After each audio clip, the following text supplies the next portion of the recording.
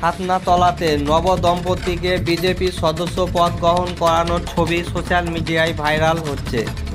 বিজেপির নয়া কর্মসূচি মোবাইল থেকে মিস কল দিয়ে বিজেপির সদস্য পদ গ্রহণ করানো।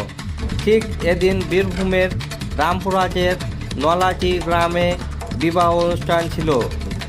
সেখানে আমন্ত্রিত ছিলেন বীরভূম বিজেপির জেলা সভাপতি ধ্রুব সাহা।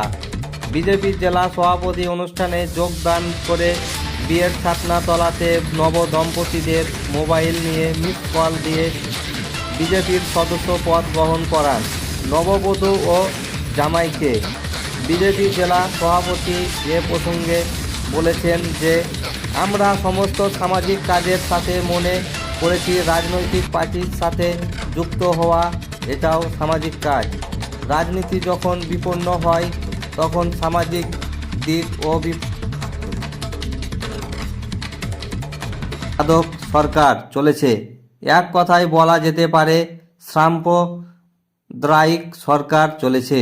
পার্টি কর্মীয় তরফে তাদেরকে শুভ কামনা জানাই।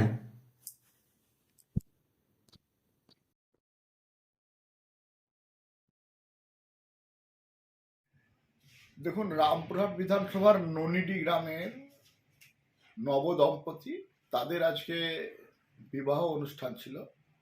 আমি আমন্ত্রিত ছিলাম।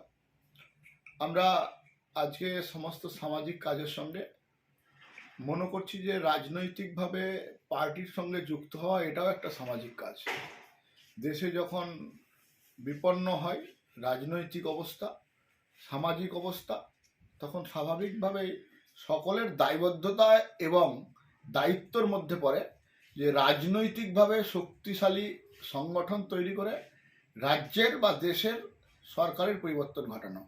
এক্ষেত্রে বাংলায় যে একটা বর্বর সরকার চলছে, নরখাদক সরকার চলছে, এক কথায় বলা যেতে পারে সাম্প্রদায়িক সরকার চলছে, একটা শ্রেণীকে মদত দিয়ে বেলডাঙার মতো ঘটনা যে সরকাররা ঘটায়, সেখানে নবদম্পতিদেরকে রাজনৈতিক দলের সদস্যতা করা অত্যন্ত প্রয়োজন বলে আমার মনে হয়।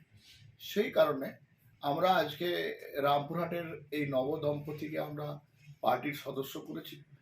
তাদেরকে তাদের আগামী জীবনের সুখ এবং সমৃদ্ধি কামনা করছি এবং পার্টির প্রত্যেক কর্মীর পক্ষ থেকে তাদের শুভেচ্ছা জ্ঞাপন করছি।